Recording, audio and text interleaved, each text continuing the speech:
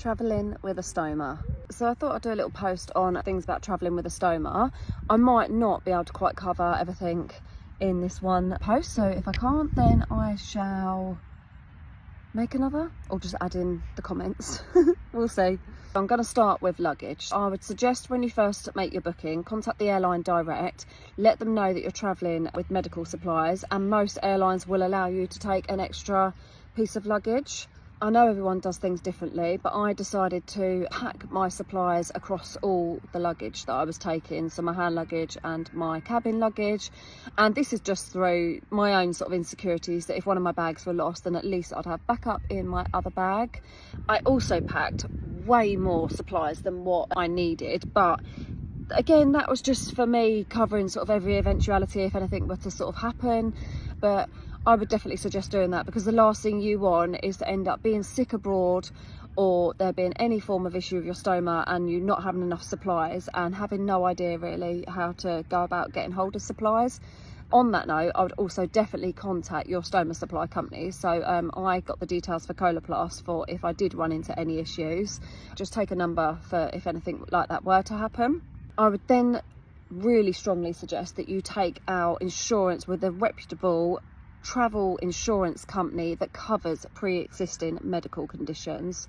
Just make sure that they do specialise in that, because there's a lot of companies that don't cover pre-existing conditions. So just make sure yours does. I took mine out with a really fabulous company. Everything was covered and at a really good cost, actually. If anyone wants to know who that was, that company, then just let me know, or maybe I'll even tag them in this post. Just make sure you do have your travel insurance. Before leaving, I changed my bag, make sure I had a fresh bag for the day. I was that little geek in the airport that wore their sunflower lanyard. Sorry, I shouldn't say geek, but you know, that was just the way I felt. I felt like a right Wally wearing it, and I don't know why, because obviously, you know, you've got a hidden disability. We need to let people know that. I wore the hidden disability sunflower lanyard in the airport, and actually at Gatwick, this end, it is really well recognised, and I was really well looked after. We did actually get to use special assistance, so when we got there, we got guided up to special assistance. Literally whizzed through. We didn't have to stand in all the massive snake queues to get through customs, passport control, whatever one it was. When going through security, I did trigger the initial sensor, the sort of one that goes over your head that you walk through. That did go off. So then I had to, I had a cat behind me then. And I had to go through the next one where you put your arms up and the body scanner goes round. Triggered that one as well. And then I had to have a full head to toe pat down, and they kept scanning the little wand over me, and it did keep bleeping.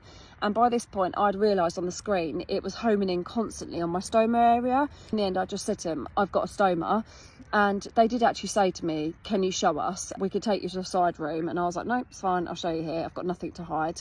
Other than that, it was the smoothest trip, I'd say, that I've had through an airport. It was just so smooth going through passport control, everything, because obviously we got fast track through all the queues, and we also got to use a special assistance lounge side, so that was really good. So I did take my little Coloplast travel certificate with me, which if needed would have been an absolutely fabulous little thing to use. Fortunately, Gatwick, I didn't need to use it. They were really aware of, sort of, like I say before, hidden disabilities. They were totally swatted up with the whole what a stoma is, everything. Budapest end, not so great. Again, I didn't need to use the Coloplast travel certificate because I had my lanyard. But I definitely think it's something worth taking away with you. It's a little booklet, pamphlet sort of thing, and it's got in all different languages why you have a stoma and that you're travelling with medical supplies. So it just makes that process a lot less stressful and a lot easier when you're travelling with those sort of things. I felt a lot more reassured having that to travel with. Definitely reach out to your stoma supply company and get one of those. Flight, I needn't have had any of the worries that I had about my bag blowing up like a crisp packet. That didn't happen.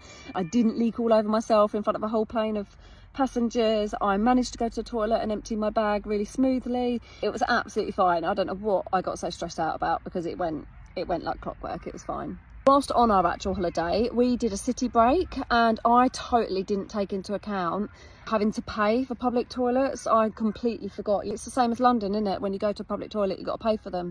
I just didn't think about that. So I would definitely recommend have a little bag full of just a load of coins so that you can use public toilets, because that's the last thing you want, is being caught out in the middle of a city. I know in a city you can use the restaurants, but actually you can't just walk in restaurants and use them. Same as here. But other than that, actual holiday itself was absolutely fantastic. Obviously, we switched over to bottled water, which my stoma was absolutely fine with. All the food, all the local cuisine, I was actually really fortunate. I had no issues, no higher output, no blockages. All my worries were not worth worrying about because actually it went so smoothly. But just make sure you've got, like I say, all your supplies, medications for if you were to run into any problems. You've got your travel insurance and you're way to go. But all in all, we had a fabulous holiday, and Budapest I would 100% recommend. It's a wicked city, it's really, really lovely, really clean, dirt cheap. We had a fabulous time, and do you know what? Just do it. Just travel. Don't stop yourself from travelling with a stoma. Travel and have a blimmin' blast. Have a good one. If there's anything else you want to know about travelling with a stoma, don't hesitate to get in touch with me. I say this at the end of every single reel that I make. Please just drop me a message, give me a call, whatever, it doesn't matter. Just please get in touch if you've got any concerns about anything, or if you want any further information, or if I've missed anything. I hope this has helped. I'm currently sat in a field, I don't know why, with the worst hay fever. I'm getting out of here. I'm going home. Have a good evening.